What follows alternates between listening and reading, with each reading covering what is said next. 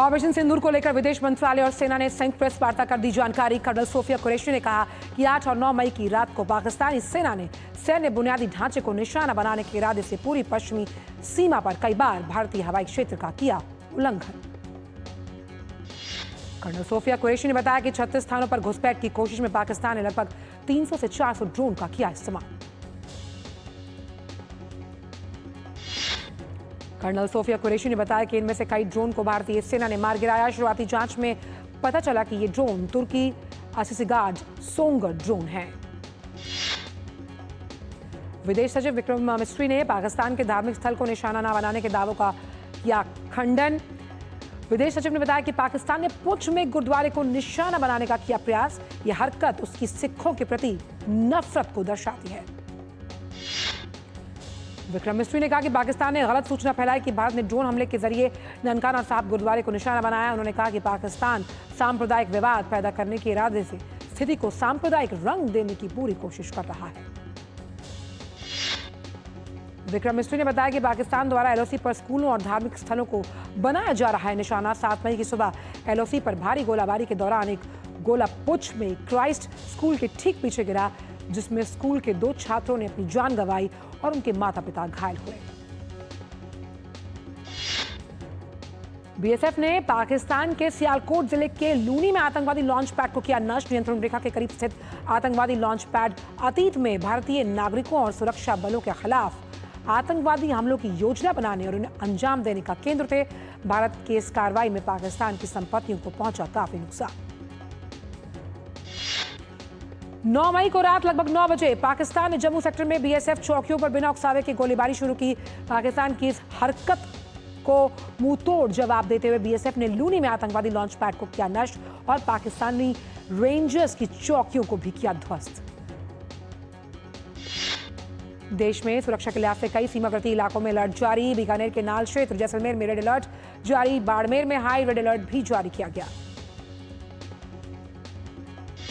श्रीगंगानगर में green alert जारी। वहीं अमृतसर की बात करें तो यहां पर भी रेड अलर्ट जारी किया गया।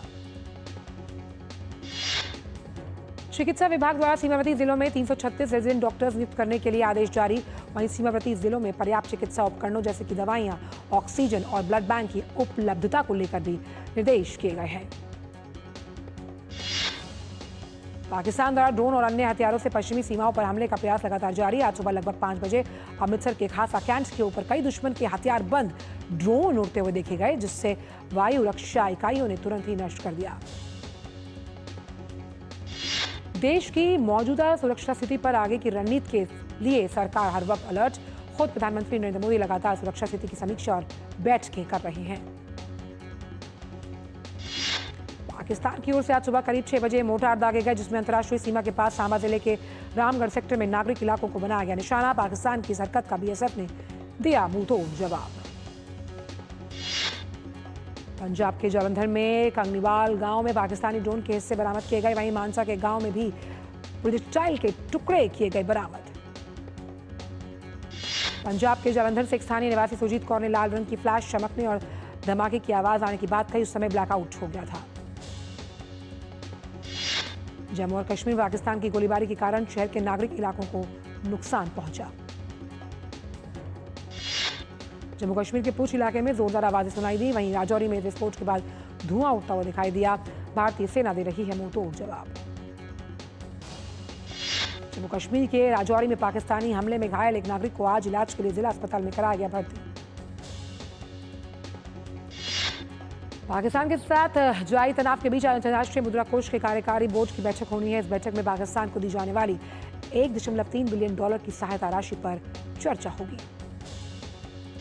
भारत ने आईएमएफ से पाकिस्तान को $1.3 अरब का नया ऋण देने को लेकर मतदान से खुद को अलग रखते हुए अपनी मजबूत असहमति दर्ज की। बारामूला से लेकर भुज तक नियंत्रण रेखा पर 26 स्थानों में ड्रोन देखे गए। इनमें नागरिक और सैन्य ठिकानों के लिए संभावित खतरा पैदा करने वाले ड्रोन शामिल। सशस्त्र ड्रोन ने फिरोजपुर में एक नागरिक क्षेत्र को निशाना बनाया। इस ड्रोन हमले में स्थानीय परिवार के सदस्य गंभीर रूप से घायल हो गए, जिनका इलाज चल रहा है। पाकिस्तान के गलत मंसूबों को देखते हुए भारतीय सशस्त्र बल उच्च स्तर की सतर्कता बनाए हुए हैं। सभी हवाई खतरों को काउंटर ड्रोन सिस्टम का उपयोग कर निपटाया जा रहा है। दिल्ली एयरपोर्ट ने हवाई यातायात के लिए ट्रैवल एडवाइजरी जारी करते हुए परिचालन को फिलहाल सामान्य बताया। हवाई क्षेत्र की बदलती परिस्थितियों और नागरिक उड्डयन सुरक्षा ब्यूरो के आदेशों के अनुसार सुरक्षा उपायों में वृद्धि के कारण कुछ उड़ानों के स्केड्यूल प्रभावित हो सकते हैं और सुरक्षा जांच बिंदुओं पर की जो प्रक्रिया है उसमें लंबा समय लग सकता है। दिल्ली मुंबई एयरलाइन मार्ग पर सेवाएं अस्थायी रूप से बंद होने की खबर का एक निजी मीडिया चैनल ने दावा किया, जिसे भारत सरकार के पत्र सूचना कार्यालय के फैक्ट चेक टीम ने अपनी जांच में बताया फर्जी। पीआईबी के मुताबिक एयरपोर्ट अथॉरिटी ऑफ इंडिया ने परिचालन कारणों से दिल्ली और मुंबई उड़ान सूचना क्षेत्रों के भीतर हवाई यातायात सेवा मार्गों के 25 खंडों को अस्थायी रूप से बंद करने की अवधि को बढ़ाया। सोशल मीडिया पर साझा किए गए एक वीडियो में दावा किया जा रहा है कि भारत ने ननकाना साहब गुरुद्वारे पर ड्रोन हमला किया, जबकि भारत सरकार के पत्र सूचना कार्यालय यानी कि पीआईबी फैक्ट चेक टीम ने अपनी जांच को इस खबर में फर्जी बताया। सोशल मीडिया पर एक वायरल पोस्ट में भारतीय चौकी को नष्ट करने का भ्रम फैलाया जा रहा है।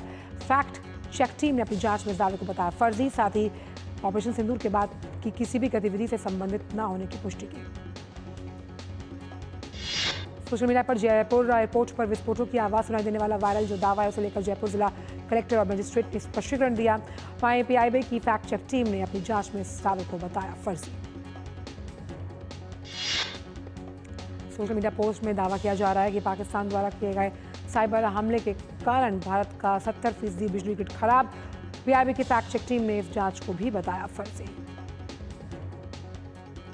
भारत सरकार ने लोगों से भ्रामक जानकारी से बचने और प्रामाणिक जानकारी के लिए केवल आधिकारिक रिसोर्सेज पर ही भरोसा करने का किया आग्रह। उत्तर प्रदेश के मुख्यमंत्री योगी आदित्यनाथ आज अयोध्या के दौरे पर। इस दौरान सीएम योगी का अयोध्या स्थित संत गुरु रविदास सत्संग भवन का लोकार्पण करने का कार्यक्रम। उत्तर प्रदेश में आज राष्ट्रीय लोक अदालत का आयोजन किया गया, जिसमें न्यायालयों और विभागों में चले लंबित मामलों को रखा जाएगा, जिनका निस्तारण आपसी सुलह और समझौते के आधार पर एक ही दिन में हो सकता है, लेकिन इसके लिए लोगों को आवेदन करना होगा। भारत पाकिस्तान तनाव के बीच आवश्यक वस्तुओं की जमाखोरी और कालाबाजारी पर हरियाणा के मुख्यमंत्री नायब सिंह सैनी ने एडवाइजरी जारी की। मुख्यमंत्री नायब सिंह सैनी ने कालाबाजारी पर कड़ी निगरानी रखने और रोक लगाने के निर्देश देते हुए सख्त कार्रवाई की बात कही। सरकार ने कहा कि आवश्यक वस्तुओं की जमाखोरी और कालाबाजारी करने वालों पर सख्त कार्रवाई होगी। सीएम नायब सिंह सैनी ने नागरिकों से कहा कि लोग घबराएं नहीं, राज्य में आवश्यक वस्तुओं की कोई कमी नहीं। खाद्य वस्तुएं, पेट्रोल, डीजल, चारा और अन्य दैनिक जरूरतों की वस्तुओं की जमाखोरी से संबंधित अफवाह फैलाने वालों पर सख्त कार्रवाई की जाएगी। भारत पाकिस्तान तनाव के बीच गुजरात सरकार ने एक्स पर एडवाइजरी जारी करते हुए एहतियात के तौर पर सीमावर्ती संतालपुर तालुका के गांव में ब्लैकआउट लागू करने की जानकारी दी। साथ ही नागरिकों से अफवाहों से परहेज करने की दी सलाह। विदेश मंत्री डॉक्टर एस जयशंकर ने नई दिल्ली में यूरोप दिवस समारोह में भारत और यूरोपीय देशों के बीच बढ़ती साझेदारी और प्रकाश डाला कि फरवरी 2025 में यूरोपीय आयोग की अध्यक्षा उर्सुला वॉन डेर लेयन और यूरोपीय संघ के आयुक्तों के कॉलेज की ऐतिहासिक यात्रा का भी जिक्र किया। यूरोप दिवस समारोह में डॉक्टर जयशंकर ने आतंकवाद के खिलाफ जीरो टॉलरेंस की जरूरत पर जोर देते हुए आतंकवाद के खिलाफ एकजुटता से खड़े होने के लिए तमाम देशों के प्रति आभार व्यक्त किया। भारतीय सेना ने पाकिस्तान और पाकिस्तान अधिकृत जम्मू कश्मीर में आतंकी ठिकानों पर हमले के बाद उत्तराखंड में भी सभी संवेदनशील स्थलों पर चौकसी को बढ़ाया। गंगोत्री और यमुनोत्री धाम और उनके यात्रा मार्गों पर विशेष सुरक्षा व्यवस्था की गई। टेहरी बांध की सुरक्षा के मद्देनजर यहां तैनात सीआईएसएफ के जवानों की छुट्टियां भी रद्द कर दी गईं। नागरिक उड्डयन मंत्रालय ने 14 मई 2025 तक उत्तरी और पश्चिमी भारत के 32 हवाई अड्डों पर नागरिक उड़ान संचालन को अस्थायी रूप से निलंबित कर दिया। प्रभावित हवाई अड्डों में अमृतसर, जम्मू, श्रीनगर, लेह, चंडीगढ़, जोधपुर शामिल। नागरिक उड्डयन मंत्रालय ने एयरलाइंस को वैकल्पिक मार्गों की योजना बनाने और सभी यात्रियों को स्केड्यूल जांचने की सलाह दी। राजधानी दिल्ली के कई इलाकों में बारिश हुई, जिसके बाद गर्मी से राहत मिली और मौसम काफी सुहाना। जम्मू कश्मीर के मुख्यमंत्री उमर अब्दुल्ला ने सोशल मीडिया प्लेटफॉर्म एक्स पर पोस्ट कर अतिरिक्त जिला विकास आयुक्त राजकुमार थप्पा की मृत्यु की जानकारी दी। जनजातीय कार्य मंत्रालय ने इस साल जेईई मेन परीक्षा उत्तीर्ण करने वाले अनुसूचित जनजाति के छात्रों के लिए राजधानी दिल्ली में निःशुल्क कोचिंग की व्यवस्था की, ताकि ये छात्र जेईई एडवांस परीक्षा क्वालिफाई कर पाए। एम्स भुवनेश्वर ने वर्तमान परिस्थितियों को देखते हुए अवकाश और स्टेशन अवकाश सहित सभी प्रकार की छुट्टियों को रद्द करने की घोषणा की है। वक्त एक ब्रेक का।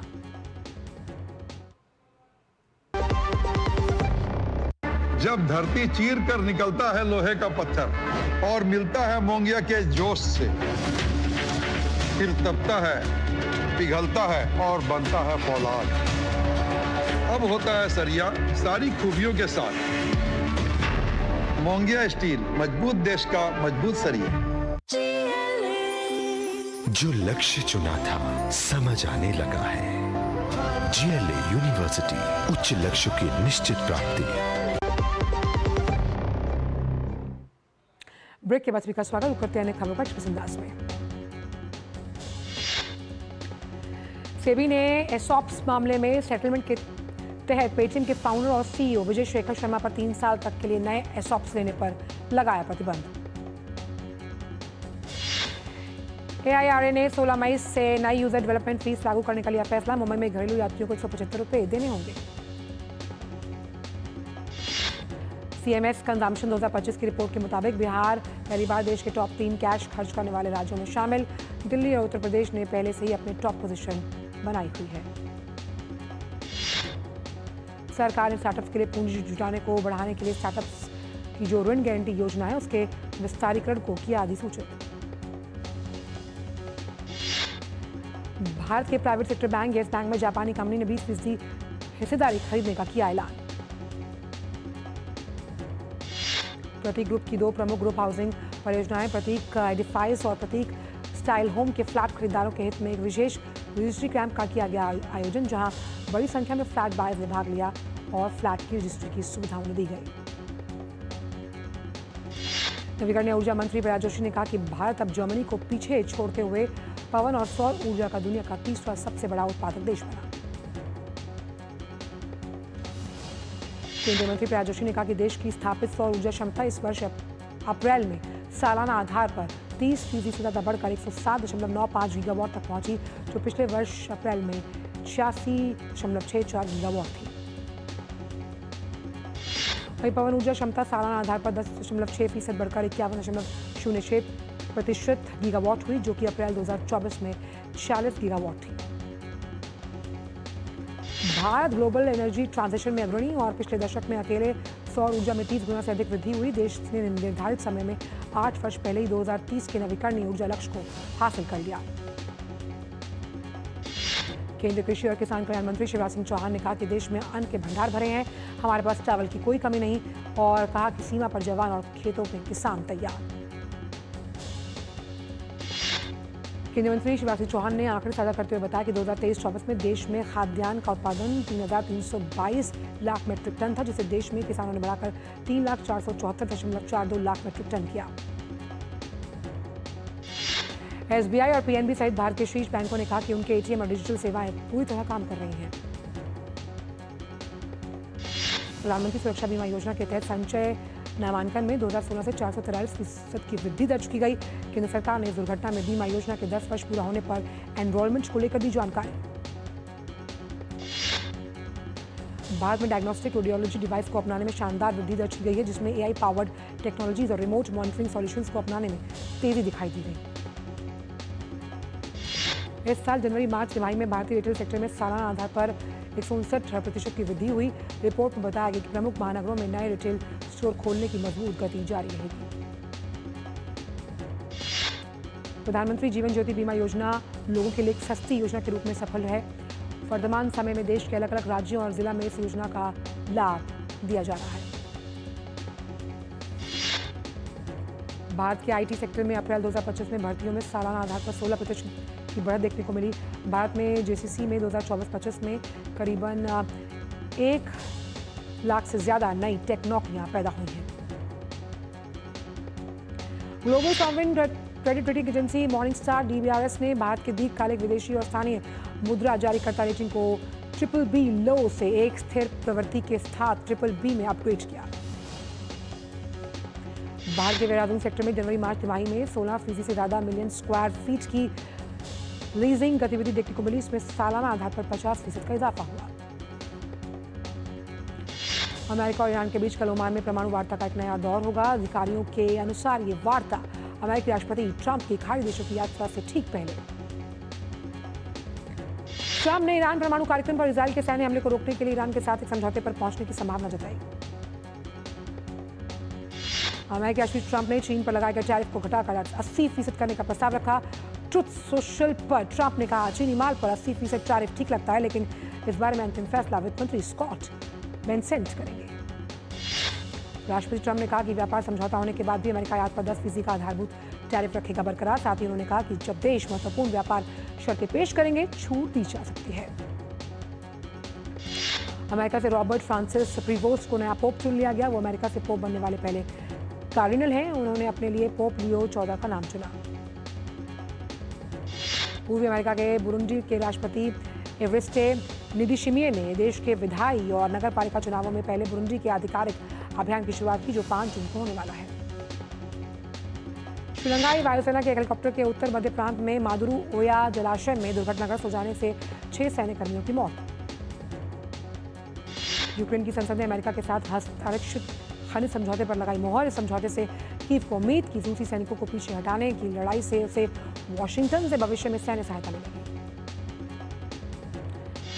इजरायल के दक्षिणी लेबनान में नबिता इलाके में 14 हमले, जो नवंबर में अमेरिका द्वारा किए गए युद्ध विराम के बाद इजरायल के सबसे तीव्र बमबारी में से एक।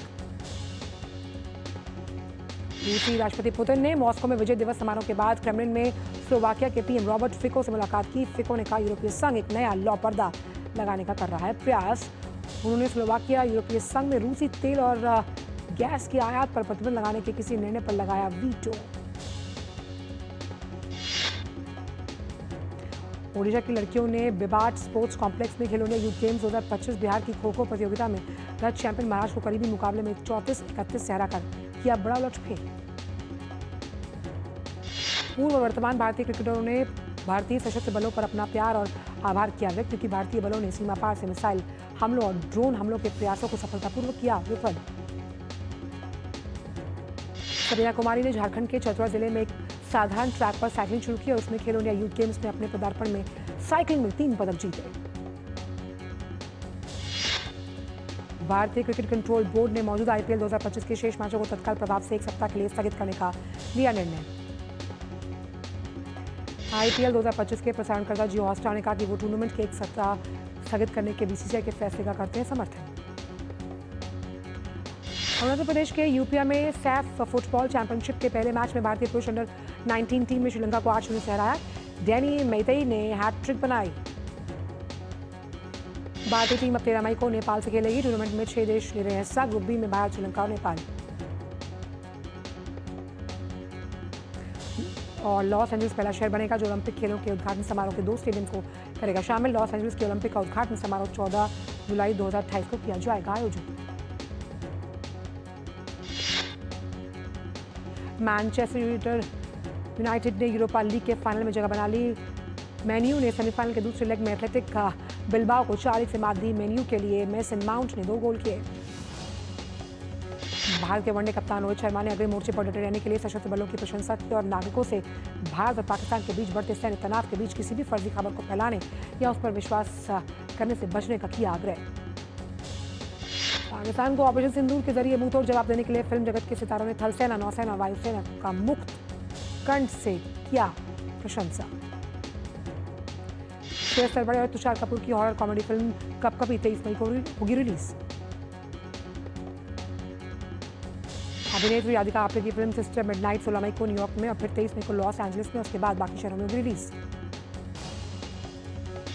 फिल्म केसरी वीर में सुनील शेट्टी एक योद्धा का किरदार निभाएंगे। फिल्म 23 मई को देगी सिनेमाघरों में दस्तक।